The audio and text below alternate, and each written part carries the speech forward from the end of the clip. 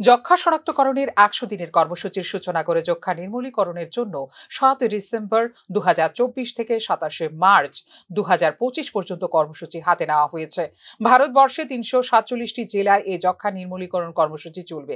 ত্রিপুরায় যেখানে টিবির কারণে মৃত্যু হয়, অর্থাৎ ১০০ জনের মধ্যে ৪ জনের মৃত্যু হয়েছে, সেরকম ৫টি জেলা বাছাই করে ১০০ দিনের কর্মসূচির মাধ্যমে যক্ষ্মা রোগীদের চিহ্নিত করা হবে।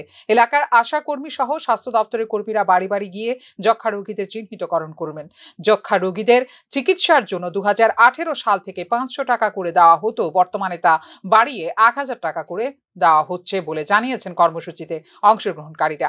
যক্ষ্মা মুক্ত পঞ্চায়েত গড়ার লক্ষ্যে ২০২৩ সালে দক্ষিণ জেলার পঞ্চায়েতগুলিকে যক্ষ্মা মুক্ত পঞ্চায়েত বলে ঘোষণা করা হয়েছিল।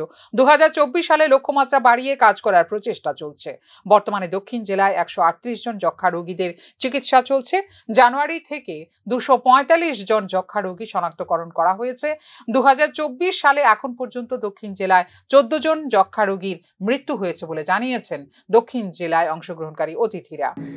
আমাদের প্রধানমন্ত্রী যে ইচ্ছা বা যে আগ্রহ যে রোগকে নির্মূল করার জন্য আমরা জানেন যে আপনারা যারা পিডাব্লিউ রয়েছেন, সিএসরা রয়েছেন, পাশাপাশি আশা কর্মীরা বিশেষ করে যারা অত্যন্ত পরিশ্রম করে বাড়ি বাড়ি গিয়ে বিশেষ করে টেস্ট থেকে শুরু করে যারা এই রোগে আক্রান্ত হয়েছেন তাদের প্রতি যে সেবার মনোভাব আপনারা করছেন, এর জন্য আপনাদেরকে শুভেচ্ছা এবং অভিনন্দন ধন্যবাদ জানাবো বিশেষ করে। অনুষ্ঠান শেষে জেলার মুখ্য স্বাস্থ্য আধিকারিক ডক্টর জ্যোতির্ময় দাস, জেলা পরিষদের শিক্ষা ও স্বাস্থ্য বিষয়ক স্থায়ী কমিটি সভাপতি শম্ভু মানিক পতাকা নাড়িয়ে দক্ষিণ জেলার নিক্ষয় বাহন ব্রাহ্মমান গাড়ির সূচনা করেন। ফিউরো রিপোর্ট, নিউজ নাও।